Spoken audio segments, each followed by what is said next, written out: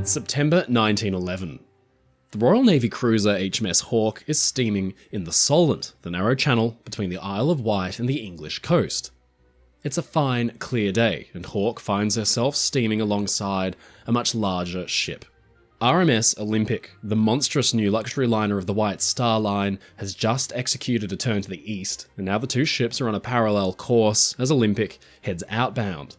But what happens next shocks everybody. With the two ships alongside, Hawke's bow turns in towards Olympic's stern.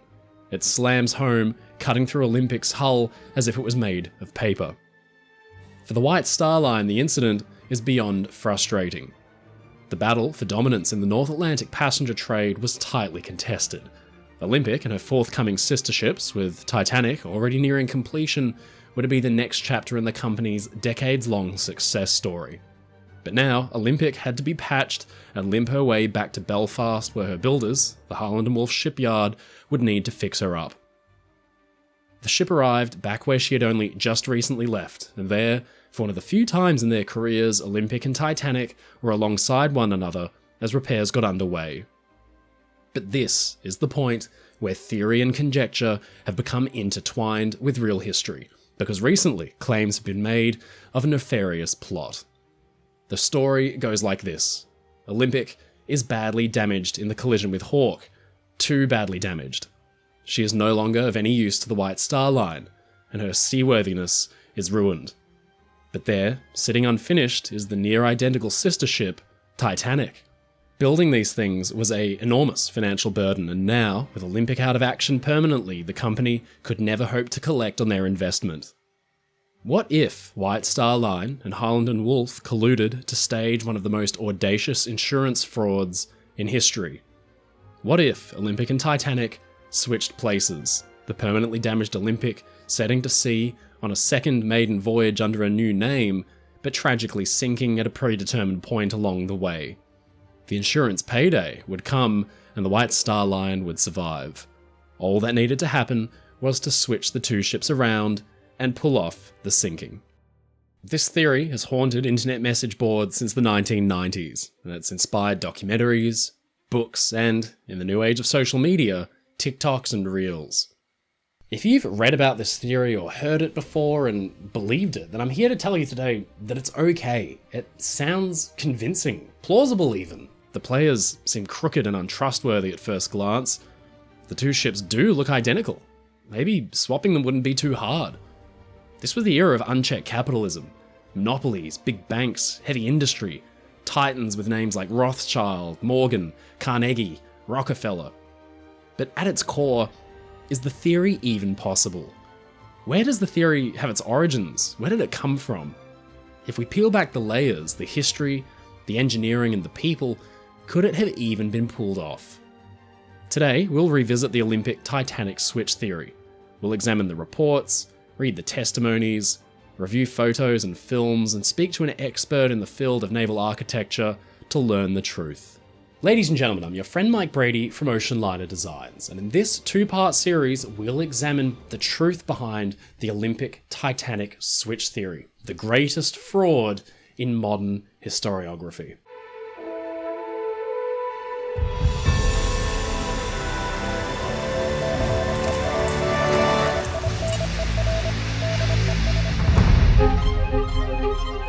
To understand the Olympic switch theory, we first need to understand where it came from. So, strangely, our story doesn't begin at the Harland & Wolff shipyard or the Southampton docks in 1911, but rather an eastern suburb of the landlocked English town of Oxford in 1947.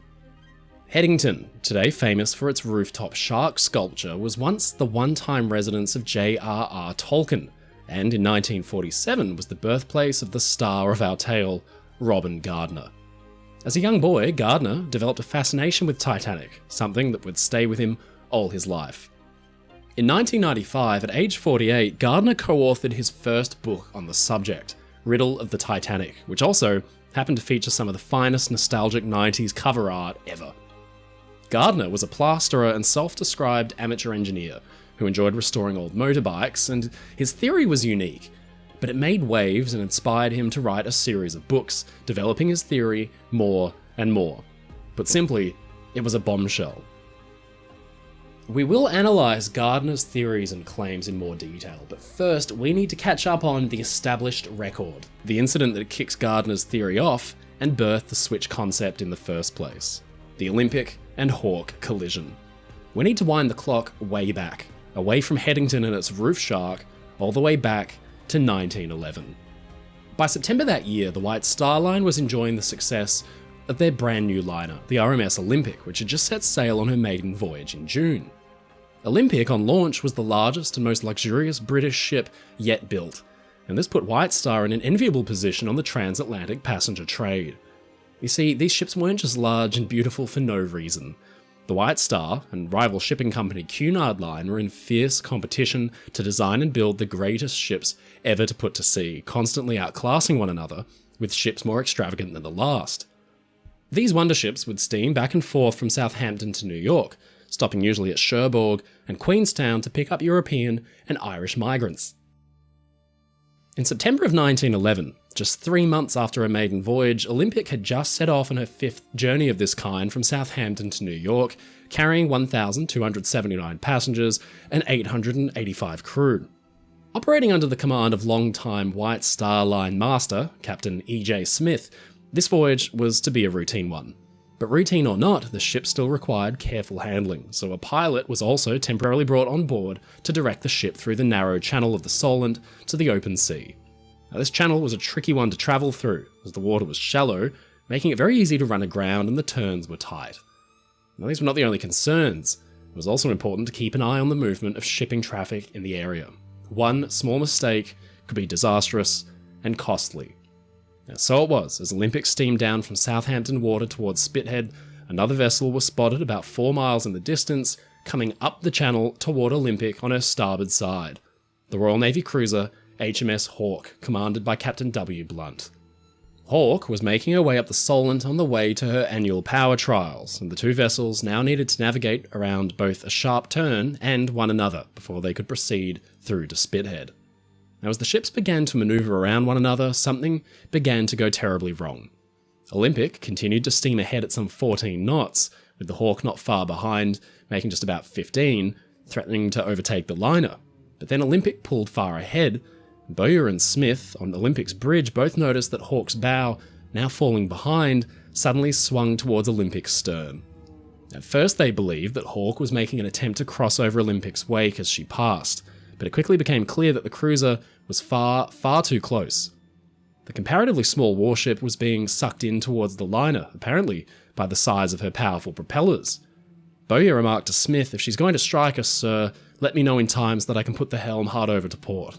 Smith, watching on from his liner's bridge wing cab, simply replied, "Yes, sir, she's going to strike us in the stern." The two ships collided, with Hawke driving her cement-reinforced bow directly into Olympic's hull about 8 feet deep, crushing the shell plating, damaging the starboard propeller shaft, and smashing the cruiser's bow. After just 3 months at sea, the Olympic class had its first taste of real misfortune. Olympic was down by the stern, with 2 compartments flooded, but she managed to limp back to Southampton. Now, it was clear, even from above the waterline, that the ship had sustained major damage. But it wouldn't be fully evident just how extensive the damage was until the ship was able to be dry docked and examined more closely.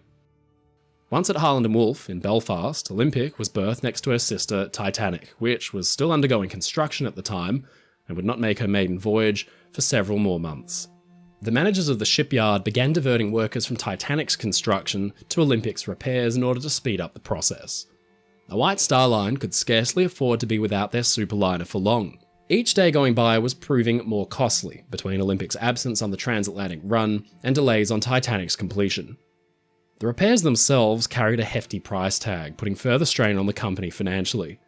Meanwhile, the British Naval Court of Inquiry had found that Olympic had actually been at fault for the collision, and this spelled trouble for White Star's hopes of an insurance payout to cover the damages.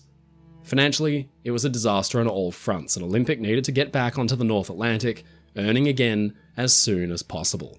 So here is where Gardner's theory takes up the story. Today it's known as the Olympic or Titanic switch theory. Now, on the surface, proponents of the theory state that Olympic was in a frightful state of disrepair after the collision with Hawke, and would have been useless to the White Star Line, that the damage was fatal for the ship, and its seaworthiness had been badly compromised. Titanic, on the other hand, was a fresh, new ship headed quickly toward completion at the time. In simple terms, the theory goes the White Star Line cooked up a quick insurance scam to benefit financially from actually sinking one of their own ships. Since Olympic and Titanic were superficially nearly identical, it was supposedly easy to make the damaged Olympic look like the Titanic, set her off on a fake maiden voyage, and then sink her on purpose to claim the insurance money. The brand new Titanic would then take Olympic's name and go on to have a long and successful career, with no one any the wiser about the switch that had just occurred. And just like that, the shipping company's woes would be washed away, essentially disposed of in the icy waters of the North Atlantic. At face value, the theory is easy to believe, especially when it's scant on details. When placed side by side, it can be difficult to tell Titanic and Olympic apart. Back in the 1990s, Gardner's book made waves among the Titanic historical community and mainstream media alike. The story was captivating and sordid. Throughout the book, Gardner points to first-hand accounts, photographic evidence, and statements from White Star officials to support his theory. To begin with, Gardner's switch theory centers around the idea that Olympic's collision with Hawke resulted in damage far worse than what was officially reported. In fact, for the company to even consider the need for an insurance scam in the first place, Olympic would need to either be A, made completely useless by the damage, or B, made not financially viable. That is to say, it would be far, far cheaper to collect an insurance payout from a fraud than to actually repair her by some considerable margin. So first, we need to determine just actually how badly damaged was Olympic from the collision. Gardner said, however, there is some reason to doubt the accuracy of the published assessments of damage sustained by Olympic in the Hawke incident. It now appears that following the collision, hull plating required replacement over more than a third of the vessel's overall length. Gardner states that plating required replacement for at least a third of Olympic's length, which, given Olympic's overall length at around 883 feet or 269 meters, this would mean that the damage caused by Hawke required the replacement of around 294 feet or 89 meters of shell plating. Now, this is a far cry from the 38 feet as reported by the inspectors of the ship. Currently, there are no reports, testimonies, or photographs showing damage to this degree immediately after the collision. In 1997, Harland and Wolff themselves actually offered plans of the ship showing the specific areas of plating that needed to be replaced. While there were some areas along the hull near the bow that required repair, none of this damage was thanks to Hawke. It was more likely caused by general wear and tear, specifically from scraping along piers. The simple truth is that HMS Hawke's bow was shaped and reinforced as a ram, like a giant kind of ocean-going chisel. The impact of the collision was forced at the point of the ram, and since Hawke's own beam or maximum width was just a mere 18 meters or 59 feet, it makes one wonder how, or why, 90 meters or 294 feet of plating would need replacement. If the White Star Line and Harland and Wolff were trying to cover up an impending fraud, then they did a very poor job of it, because they even hired the yard's photographer, William Welsh, to snap these incredibly detailed pictures, not just of the damaged ship in the dry dock, but of the steel samples actually taken from the impact site. To the shipbuilders, it provided valuable knowledge on the properties of steel in collisions at sea. Documenting it in exquisite detail was of huge benefit to the shipyard, but it would be a fatal and ridiculous mistake for any keen fraudster. The images are, as far as the shell plating goes, pretty conclusive as to the nature of the damage. The ram bow of Hawke sliced straight through the plating, but the seams forward of the torn and jagged sections are clearly still held together with their rivets intact. The damage here couldn't possibly extend beyond 38 feet or 12 meters. But the hull plating was quite thin. For ships like Olympic and Titanic, the shell, or outer skin, was only about an inch thick amidships or 25 millimeters. In the photos of Olympic's damage, you can see just how thin it really is, twisted and bent like card. So obviously, Hawke's bow plunged quite deeply into Olympic's hull, and it wasn't just the shell plating that would be damaged. Gardner goes on. Hawke's ram had done more than merely punch a hole in the outer plating of Olympic. The liner's starboard main propeller was damaged, 18 feet of the outer steel propeller shaft covering, the bossing was crushed and torn, the starboard propeller shaft was bent, and the crankshaft of the starboard engine was badly damaged. The impact must have given the starboard engine quite a jolt, which might well have caused further structural damage that was not apparent on initial inspection. The damage inflicted on the liner by the Hawke extended far deeper into the hull than the 8 feet usually accepted. But we can clearly tell from the actual shape of the holes left behind by Hawke that the cruiser can't have gone much more than 8 feet deep into the side of Olympic at all. Hawke's ram jutted out from the ship's bow somewhat, and we can see that the ship left 2 corresponding holes in the side of Olympic. The upper hole from the very tip of the ship's bow, known as the prow, and the lower hole from the ram itself. If more of the ship's bow had been driven into Olympic, instead of 2 smaller holes, there would have been just 1 larger one. But no, there are 2, so we can map against Hawke's plans the point at which the 2 projecting areas of the bow end entered Olympic. It's not much more than 8 feet behind the prow. Hawke's bow could not have sunk further into Olympic than this. The photographic evidence that does exist from the ship's interior post-collision agrees with White Star's official findings. The propeller shaft and bossing is damaged, but there's no clear hole reaching deep into the ship up to the keel. To put it simply, the official inquiry came to the following conclusion regarding Olympic's damage. 2 major watertight compartments were flooded, the hull plating was gashed from the orlop deck to E-deck, and the starboard propeller shafting was damaged. It was as simple as that, and the photographic record agrees. So now we have a better understanding of the events surrounding the collision. But Gardner points out there may have been more to the story here too. He said, able to use only 1 main engine, the crippled liner made the voyage at an average speed of about 10 knots, wasting the exhaust steam from the 1 usable port engine. This steam would normally have driven the central turbine engine, which shows that this engine, its mounting or shafting, had been damaged in the collision. As this engine sat on the centerline of the vessel, immediately above the keel, which the propeller shaft ran through, we can reasonably assume that the keel itself was damaged. Now, a damaged keel would seemingly call into question the structural integrity of the entire ship. Of course, the official report doesn't agree.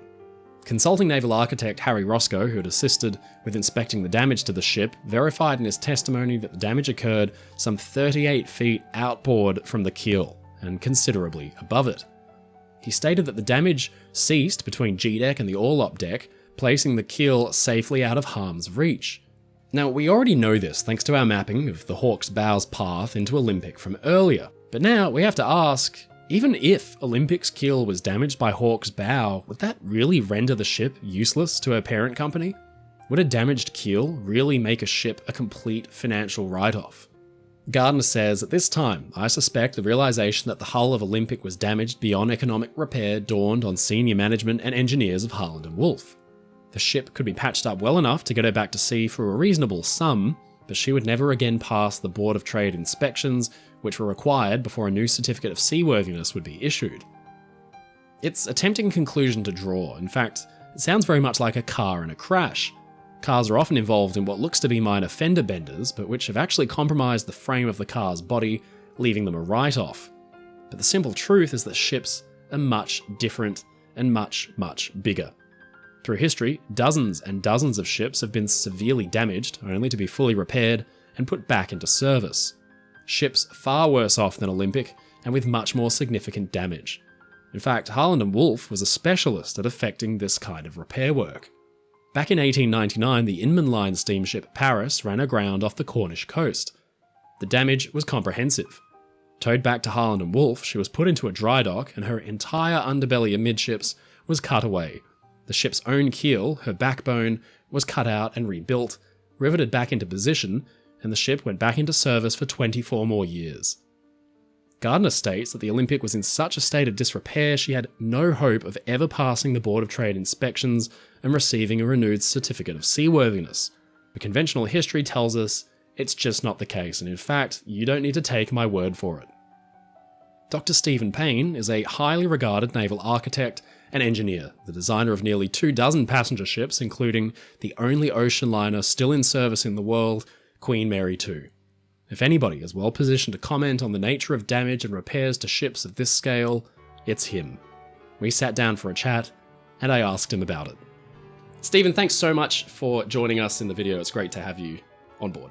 As a designer of ships, a naval architect, and an engineer, what can you tell us about the kind of damage Olympic might have sustained and whether or not it would have been fatal were her keel to be, quote, bent? Certainly it wasn't a a catastrophic damage. The ship remained afloat, obviously, so the watertight integrity was not compromised beyond the sort of 2-compartment standard to what she was built to, so there was no chance of the ship actually sinking. But when you look at other ships, like, for instance, the Swevik in 1907, she ran aground and was stranded off Cornwall, and they recovered the stern section, built a new bow, and was able to attach that. You think as well about HMS Belfast, for instance, which we both know. We've been on the ship recently. She went over a magnetic mine, and it exploded underneath, and she broke her back. The hull was twisted and everything else, and they were able to put her back into dock and rebuild her, and she served with distinction throughout the rest of the war and is still in existence today. So the consideration that Olympic was so severely damaged is complete fallacy, because it was very quickly remedied. Okay, she had to go back to Belfast, but that's understandable. They would have had to have rebuilt the shell plating in the area and the internals, but certainly a collision like that wouldn't have meant that the keel or the hull girder had been severely compromised. No, nothing that serious at all in reality. Even were the collision to be that serious, you spoke about Swavik there and Belfast, and there's so many come to mind. I mean, I'm reminded of there was a cruise ship, I think, that was lengthened by a significant amount. She was effectively cut in half. There have been many. The original Royal Viking line ships, all 3 of them were cut in half and a new section put in the middle. One of the Fred Olsen ships, I think it's the Balmoral, she was stretched. So it's quite amazing what you can do if you've got a dock big enough to accommodate the ship, and you're able to maneuver the ship around inside that dock. I can survive a fair bit of engineering punishment. Yeah, well, that's right. And when you look at head-on collisions like the Stockholm with the Andrea Doria and that, okay, the forward part of the Stockholm was badly crushed, but they were able to remove that part of the ship and fabricate a new bow section. No difficulty at all. The crux of it is this. Gardner's claims argue that Olympic was so badly damaged that it would be cheaper to stage insurance fraud than to try to repair her. But examples from history tell us that ships are capable of withstanding a huge amount of punishment, that damage, even to a ship's keel, can be repaired and the ship can go on to serve for decades. Whether or not Olympic's keel was damaged, and evidence would tell us that it certainly wasn't, is almost beyond the point, because even if it was, White Star Line and Harland and Wolff were both easily positioned to take on that kind of repair work and deal with it. But for the insurance payout to work at all, there needed to be a huge financial benefit to the company. So now we need to talk about the proposed crime at the centre of all of it, the insurance scam. Gardner's theory suggests that with one of their main sources of income out of commission, and with the other one very much still under construction, questions arose amidst White Star Line's management as to how they could recoup the losses from Olympic's repairs and her time spent out of service. By convincing the public that the crippled Olympic was in fact the brand new Titanic, and the company could stand to strengthen their bleak financial situation, using the insurance payouts they would receive once the ship had sunk.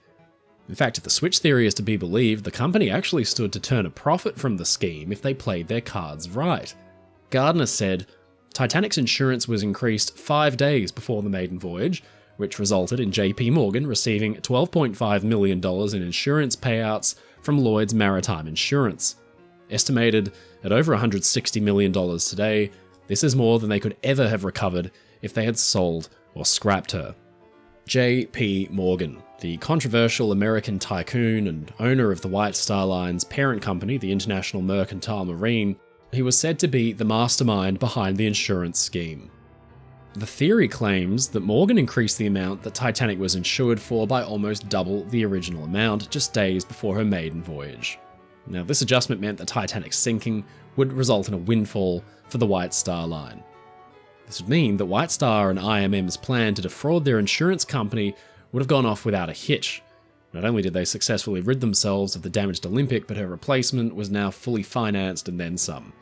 But let's take a look at the hard evidence, starting with the amount that Titanic was actually insured for. If she was in fact insured for $12.5 million, there would be records to show this, but the evidence proves the opposite to be true. Titanic was underinsured by $2.5 million. The ship had cost the company $7.5 million, and her original insurance certificates showed the payout for the total loss coming to a total of just $5 million. Now, this is further substantiated by testimonies from both Ismay and Philip Franklin, the vice president of the IMM in America, who both verified the ship was not fully insured, and the remainder of the risk was carried by White Star Line themselves. Now, this arrangement was quite typical of White Star Line ships and the industry as a whole.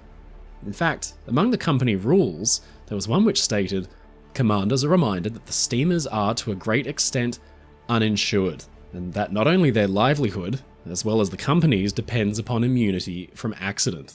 No precaution which ensures safe navigation is to be considered excessive." Beyond this, a letter issued to all White Star Line captains upon appointment to their respective vessel actually advises caution when navigating their vessel due to a potential, quote, pecuniary loss that would accrue, the company being their own insurers. Titanic's own insurers, Lloyd's maritime insurers, also verified the ship's total insured value. On Lloyd's website, official documents and historic information are freely available, proving that the insurance was paid out in the amount agreed upon between White Star and the insurers. The company states that different underwriters took portions of the risk ranging from £200 to £75,000, and by the 11th of January, the slip was complete. The Olympic and the Titanic were fully insured for £1 million each. Now, this would have been just shy of $5 million in 1912. As we can see, there's no evidence pointing to White Star or the IMM profiting massively from Titanic's loss. This doesn't mean that the company was staring down the barrel of bankruptcy, though, either. Historian Mark Chirnside points out that not even Olympic's repairs would have set the company back enough for them to break a sweat. He said, in fact, White Star's profit and loss account for the year to December 31st, 1911 was in surplus by £1,102,756, even higher than IMM's. With this in mind, the entire premise that the switch theory hinges on begins to look a bit flimsy. Olympic's repairs were clearly not the financial burden that Gardner claims they were, nor were the insurance payouts after Titanic's sinking as hugely profitable as he would lead you to believe. But let's suppose the insurance money was cleverly swept under the rug, with the financial reports having been doctored from the inside by White Star and externally in Lloyd's and other agencies. Then came the job of actually staging an event that would destroy the Olympic, which was in and of itself no easy task. Olympic and Titanic would need to be swapped in a convenient, convincing manner. But the facts tell us that this would have been far more difficult than Gardner's books let on. Gardner said that the situation for White Star looked bleak. Olympic would need to either undergo costly repairs or face the scrapyard. This is where Gardner supposes that Joseph Bruce Ismay, the chairman of the White Star Line, along with a privileged few higher-ups, came up with the plan to switch the ships. Now, as we've mentioned before, the two sister ships were apparently near identical, so could it be possible that a switch could be completed quickly and easily before anyone truly realised what was happening? Now, let's take a look at how Gardner supposes this entire thing went down and how the switch was accomplished while being completely unnoticed. Gardner says, "The reason why diverting labour for a matter of 6 weeks from the fitting out of Titanic to the urgent repair of Olympic only put the completion date of the former back by 3 weeks has been a puzzle for many years. The possible solution is that the workforce, instead of repairing Olympic, were engaged in removing alterations already carried out to Titanic, at least as far as B-Deck was concerned." While Olympic and Titanic looked externally to be near identical, even Gardner admits that serious alterations needed to be undertaken in order to pass one ship off as another. One of the main areas in which the differences are most evident was actually on B deck. On Olympic, the entire length of B deck served as an enclosed promenade, and while it was an aesthetically pleasing choice, it wasn't very popular with passengers, and it was ultimately seen as a waste of space. But on Titanic, the B deck promenade was subsequently deleted. This decision was actually made after Titanic's launch, once the lessons had been learnt from Olympic. In fact, when the ship was launched, she featured the same square promenade windows on B deck that the Olympic had. But then Titanic's B deck was divided up into a variety of public spaces and staterooms. The Café Parisien was installed and the popular a la carte restaurant was extended out. Luxurious first-class staterooms were installed that came way out to the ship's side, and only a tiny section of the original promenade deck was kept intact for the massive parlour suites, the best accommodations on board the ship. The changes made Titanic larger than Olympic because by enclosing and converting the promenade space, the ship's usable internal volume had increased over that of the Olympics. By the time Olympic had collided with Hawke, we can see from photos that as she's led into the Thompson graving dock for repairs to commence, workers have already started on Titanic's B-deck changes and the whole sections of plating have been cut away so that new, irregularly spaced stateroom windows could be installed.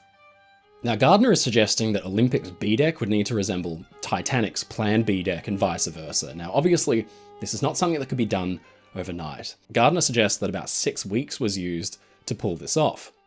But when we take time to actually understand the monumental undertaking this would actually entail, we see that it would have taken far more than just 6 weeks to pull off such a stunt, and it would encompass much more than just B-deck. Switching the two ships begins to get complicated when you realise that Titanic was then nowhere near completion, with just one funnel standing and hardly any of her interior fittings installed. Olympic would have also needed to be made to look like her sister ship in order for the illusion to work. So at this point, workers would have needed to remove Olympic's funnels and strip her paint to match the progress that had been made on Titanic up until that point. Meanwhile, Titanic would have needed to be entirely finished in the span of 6 weeks. Now, this would entail all of her engines being completely installed and functional, work on all those B-deck changes reversed, and then the windows rearranged, the lifeboats and their davits installed, the anchors placed, the interiors finished, miles and miles of wiring and corresponding electrical fittings installed and working. The list goes on. And on top of all of this, the entire ship would have been completely unpainted upon Olympic's arrival. It would now need to be painted bow to stern in order to pass off as her sister. Now, this would typically take between 4 to 6 months of additional work to accomplish, and indeed, the historical record tells us that Titanic was not due for completion then until about March 1912, some 6 months later. Gardner says it was all done in just 6 weeks. Now, as if that's not bad enough, during all of this there would have been access to just one large floating crane available for installing funnels and larger machinery. Olympic's funnels would have had to have been removed to make her appear to be the unfinished Titanic. That would involve draining the dock, moving the ship out of the dock, removing the funnels, then reinstalling those same funnels on the Titanic. Now, we can clearly see that even with every worker on duty working around the clock, there would simply not be enough time to efficiently and covertly pull off the switch in just 6 weeks without anyone ever noticing. Having been on site during many ships' constructions, having been on site where Queen Mary II was being built in France, what is your opinion of the practical possibility of actually performing this task of swapping two ships' interiors in full view of a town without giving the game away? Well, let me put that in perspective, Michael. I think there's more of a chance of the Earth being flat rather than round than that actually happening. The Titanic had improvements built into the design from experience of operating the Olympic. And Thomas Andrews had suggested various amendments and the like. One complete first-class promenade deck on the Olympic was eliminated through pushing the first-class cabins that were in way of that promenade. I think it was B deck, I think it is the one. They're right out to the side of the shell. And you just can't suddenly make all those alterations go away. there would have been a huge amount of work to build those cabins and the like. It's just a complete nonsense, absolute fallacy. We always seize upon the big difference between Olympic and Titanic too, but there were many, many smaller ones. For example, Olympic's bell at the forward mast sat on the forward aspect, while Titanic sat at the rear.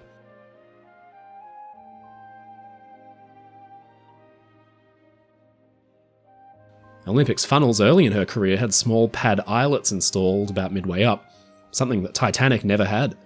Photos from Titanic's boat deck show no pad eyelets, but photos from Olympic's early career and her later career show the same ones. One popular theory gotcha involves the number of portholes on Titanic's bow. Titanic, on her departure, clearly had 16 portholes on sea deck forward on the port side, while at launch she had just 14, just like the Olympic. Now, clearly additional portholes had been added. Now, lo and behold, after Titanic's sinking, suddenly photographs show Olympic with 16 portholes too. Now, it's meant to suggest evidence of a swap. But it ignores the fact that lessons were being taken from Titanic and implemented on Olympic as well. That area is a very specific part of the ship, a crew galley where hot stoves cooked meals and generated cooking gases and fumes. A photo of Olympic early in her career, about 1911, shows a desperate attempt at getting fresh air into that exact galley, a wind scoop fitted to the outside of the porthole. Clearly, it just wasn't enough, so on Titanic, early on, they cut 2 extra holes and fitted portholes to get extra light and air into the compartment. And after Titanic sank, and Olympic was in for refit, a number of changes were carried over and implemented on Olympic, and that was one of them. The extra portholes were cut in, and the galley cooks got their fresh air. Now, interestingly, it wasn't just B deck that changed either. Olympic's C deck had a larger number of big, utterly pivoting portholes. On Titanic, her designers had realised that in the bathrooms and toilets along that deck, smaller portholes could be used instead. The photos of Olympic all those years later at the scrapyard at the end of her career show the correct number of bigger, large Utley sidelights. For this to have been switched between the two ships, all of the heavy, reinforced plating with the massive hydraulic rivets all the way along sea deck would have needed to have been ripped out, recut, and reinstalled on both ships. But an effective swap would rely entirely on the people pulling it off in the first place. Harland and Wolff employed about 15,000 workers during this time, with another 20,000 offering their services on a subcontractor level. How on earth did no shipyard worker ever confess to the devious scheme they were being asked to pull off? Well, Gardner claims that the solution for White Star Line was simple: threats and bribery. He said, working conditions for manual workers in the early part of the 20th century were not dissimilar to those of today. There was no security of employment. If a man did not do as he was told, he was fired, and somebody else was brought in to replace him, which would automatically reduce the entire family to starvation level. Then, of course, there was the simple expediency of bribery. The expenditure of a few pounds would normally be sufficient to satisfy the curiosity or pacify the misgivings of a worker. If all else failed, then there was always the threat of the Official Secrets Act. Keeping the secret, at least for the foreseeable future, would not have presented very much of a problem. Now here, Gardner is relying upon the fact that shipyard workers were kept on the cusp of unemployment in order to keep them in line. If job loss wasn't enough reason to keep one's mouth shut, then perhaps a little extra pocket money would do the trick. Now he then goes on to claim that the shadow cast by the First World War pushed the events surrounding Titanic and the switch with her sister far into the back of everyone's minds. Now, the flaws in these claims are pretty evident right away. When speaking about Harland and Wolff, it's important to realise this was not just a small shipyard. The yard employed nearly 1/5 of Belfast's entire population. It is more than a bit outlandish to expect 15,000 Irishmen to keep a secret like this over a round of beers at the pub, and for the rest of their lives. Even once the glory days of the Oceanliner were long past, it's hard to imagine that no stories were ever told at the dinner table, no local gossip was spread, not a soul ever came forward. The bribery and threats must have worked like a charm, as every last worker went to their graves without muttering so much as a peep of the conspiracy surrounding the world's most famous ship. Save, according to Gardner, for one man, but we'll revisit him in a bit. Now, aside from the shipyard workers, though, there was the entire town of Belfast to consider as well. The progress of each of the yard's ships was monitored very closely by the city's 385,000 inhabitants. Now, Belfast city centre is only 1.5 miles or 2.5 kilometres from where Olympic and Titanic were moored in late 1911. The ship swapping would need to take place in full view of the entire city for 6 agonising weeks without raising suspicion or alarm. The story of your own career very closely echoes and mirrors those of designers like Thomas Andrews, Carlyle, the men who actually designed and built Olympic and Titanic from the ground up. What is going through these men's minds if they are presented with a plan by the White Star Line to intentionally sabotage their own ship? You know, when you're designing a ship from scratch and you're getting it through all the regulatory bodies that you need to do before construction begins, and then you start construction, and then there's a myriad of things you have to do with all the subcontractors, equipment that you're going to put on the ship, choosing which you're going to have. And you certainly build up a very personal relationship. And, you know, my experience with Queen Mary 2, I was 5 years from being given the commission to design and being charged of the construction of it to actually handing the ship over to Cunard. And you build a tremendous bond with this thing you're creating and building, and that. It's very much, you know, like a father of a child and that. And the thought that you would be fall in line with some conspiracy that you're going to sink the ship to claim insurance, because that just makes you as guilty as the people that are actually going to do the sinking and that. And you've got not only professional pride and everything, but as I say, there's the legal culpability as well. So, you know, these people like Andrews and everybody else were honourable people. And no, it's totally against anything that I think that they would get involved with, certainly. Belfast was only one part of the story, as many of Olympic's loyal patrons who'd sailed on the 4 voyages prior to her collision with Hawke, and some more afterward, would then go on to sail aboard Titanic during her ill-fated maiden voyage, but no story ever came from a survivor recounting how it felt as though they were travelling on the same ship they did throughout 1911.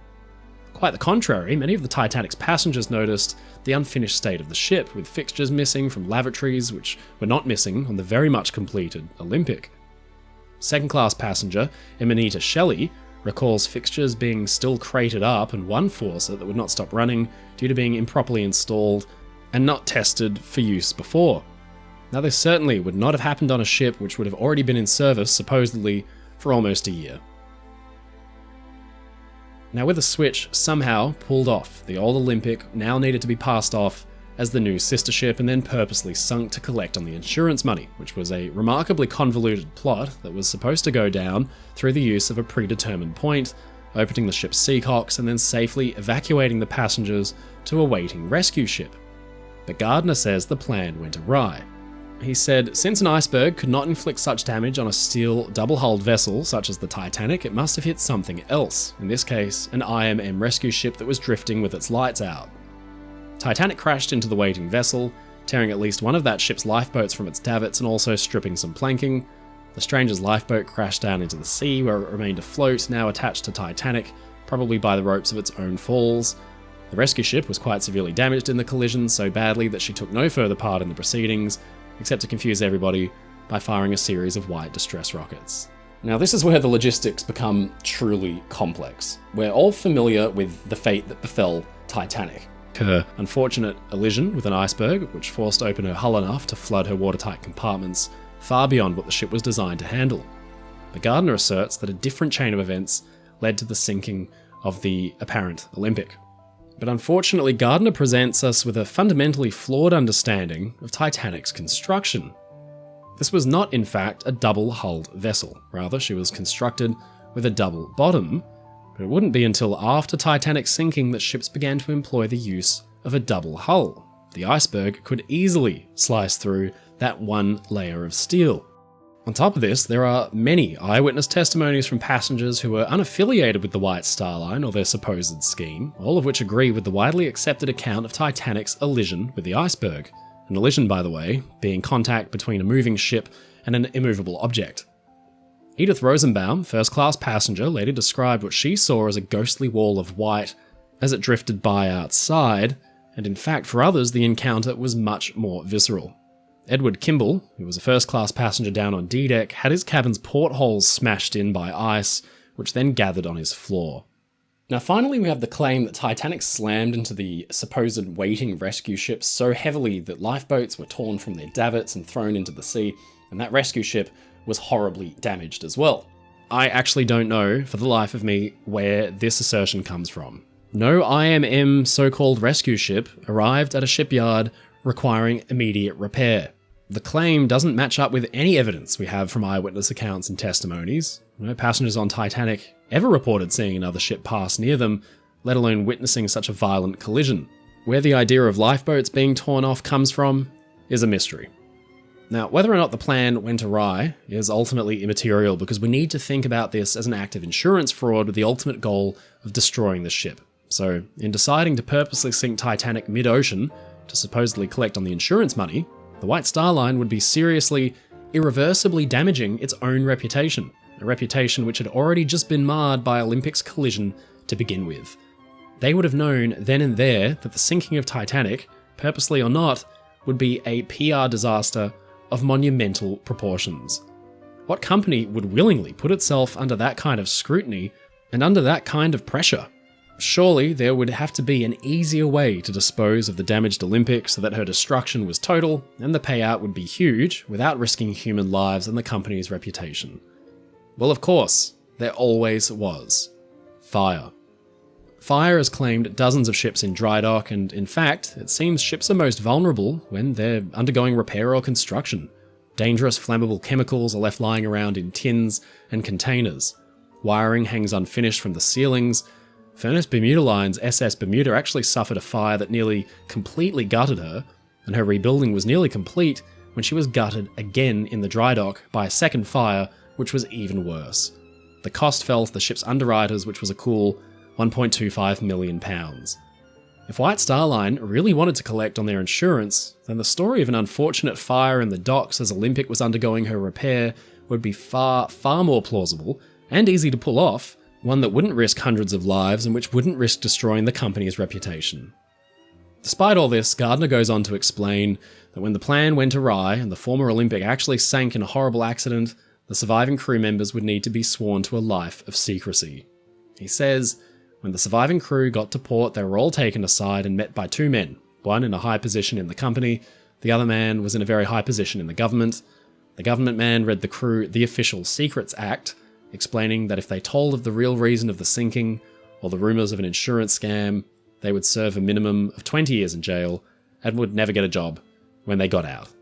Now, it appears that this part of the theory has its origins with a man by the name of James Fenton, otherwise known as Paddy the Pig, who claimed to be a crew member on board Titanic and was determined to let the world know of the truth, or so-called truth, behind the sinking.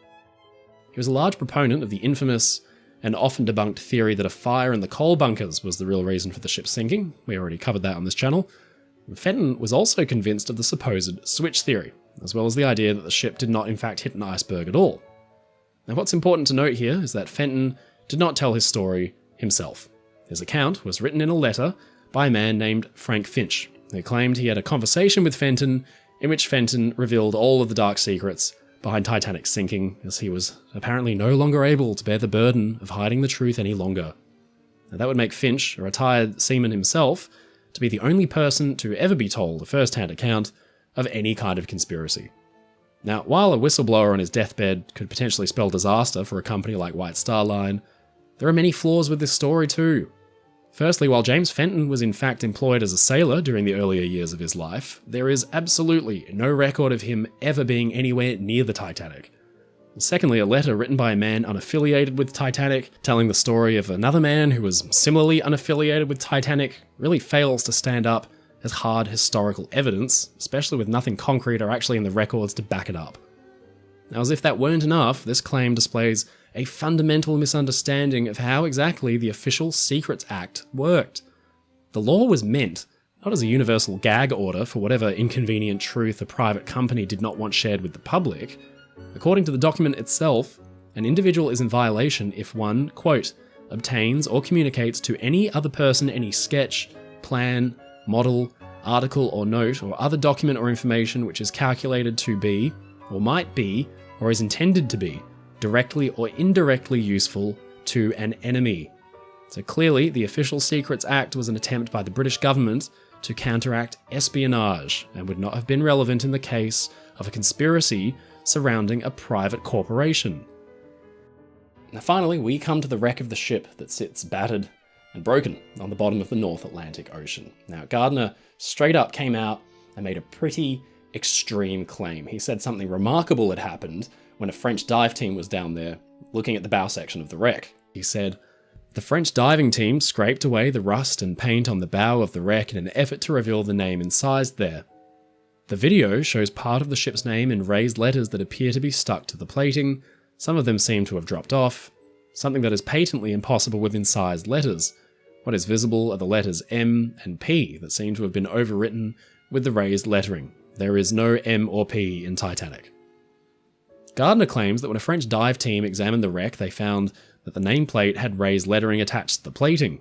Now, this would be very compelling evidence if it weren't for one minor, unfortunate fact, and that is that the imagery that Gardner put forward to support this claim is very clearly badly faked using computer-generated imagery. In fact, in 2013, Gardner himself admitted fully that the image was faked in an email to a streaming network which had aired a documentary featuring his theory. Whether or not Gardner realised the image was fake at the time of writing his novel, unwitting and curious viewers of the documentary were still presented with this forgery as though it was fact, and quite contrary to Gardner's claims, fairly clear video has been taken in the region of Titanic's nameplate, and the letters, each 18 inches or 45 centimetres tall and still etched into the side of the steel, clearly spells out the name Titanic. Gardner goes on. While there was no need to have new bells made for the ship, she could hardly go to sea as Titanic with Olympic written all over them. The simple way around that little problem was to grind the names off the bells, or to switch those bearing the ship's names. One of the ship's bells was recovered from the wreck, but although in excellent condition, there was no name on it. Now, Gardner's next claim states that Titanic and Olympic both had their names removed from their bells so as to mask the truth of which ship the bell truly belonged to. The Titanic historian John Hollis correctly points out that the bell recovered from the wreck of Titanic was from the crow's nest, and those bells, way up high on the mast, away from passengers' eyes, very rarely carried ships' names. In fact, very little from either Olympic or Titanic actually carried the ship's names. Rather, the shipyard used a number system, with each of their hulls receiving a unique identifying number in the order of their construction. Olympic was hull number 400, and Titanic was hull number 401. And sure enough, the wreck down there at the bottom of the ocean shows a lot of 401, most famously on a propeller blade, but also on recovered wreck debris like cabinets, a watertight door gear shaft, and tools from the engine room. By contrast, many panels and decorative fittings that were taken off Olympic during her scrapping survive to this day, with the hull number 400, Olympic's original hull number still clearly written on the reverse. Gardner's theories sound, at face value, to be plausible, partly because there's just enough of the truth sprinkled in there to pass it off as fact. But clearly, a little scratching beneath the surface and the use of common logic would render the idea of a switch impossible from the start. The damage to Olympic, even if it was as extensive as Gardner claimed, would still be repaired by an experienced company like White Star and Harland & Wolff, who had dealt with similar situations before, and worse. The actual act of the switch would need to take place in the full view of over 300,000 inhabitants of Belfast, and it would need to be pulled off in less than 50 days. An incomplete shell, the Titanic, would need to be finished as the Olympic within 6 weeks. The insurance payout would need to be falsified, all the documents faked to show an underinsuring, Lloyd's, the Admiralty, the Board of Trade, they'd all need to be in on it, and then be able to keep it a secret for over 110 years. And nobody ever mentioned it again. No single diary was ever kept, no note was passed down the generations. The Titanic switch theory is indeed one of the greatest frauds of our time, but it's the switch theory itself that is one of, if not the, greatest frauds in modern historiography. Robin Gardner passed away in 2017, having sold countless copies of his books and treatments for documentaries. You might think that theorizing of an insurance fraud of that magnitude, close to 100 years later, might be a victimless enterprise, but it calls into question the honour and the integrity of dozens, even hundreds of people who actually gave their lives trying to save others. Thomas Andrews, the beloved shipyard manager, kind to all his workers and known as a warm and gentle soul, a proud naval architect and a doting family man, he would have had to have been in on it. Gardner is calling him a fraud.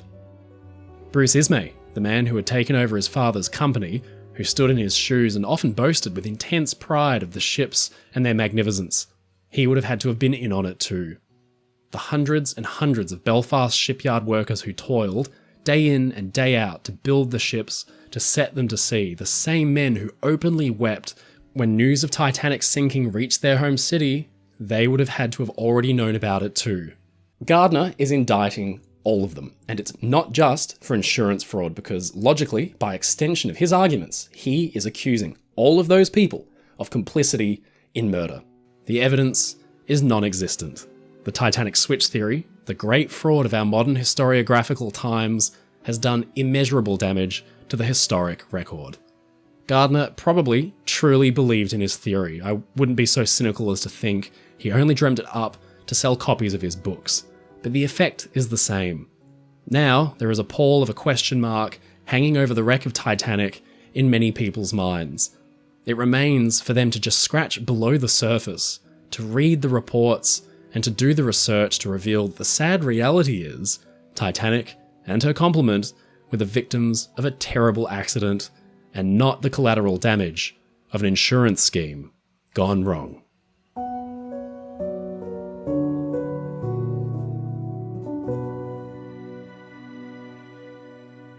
Ladies and gentlemen, it's your friend Mike Brady from Oceanliner Designs. Thank you so much for watching this video. If you enjoyed it, please leave a comment below. Don't forget to subscribe to the channel because we get new videos out weekly. If you want to support my work and get really cool perks like behind the scenes and early access, please visit my Patreon in the link in the description below, or sign up as a YouTube member. Come and join the crew. As always, stay safe, stay happy, and I'll see you again next time.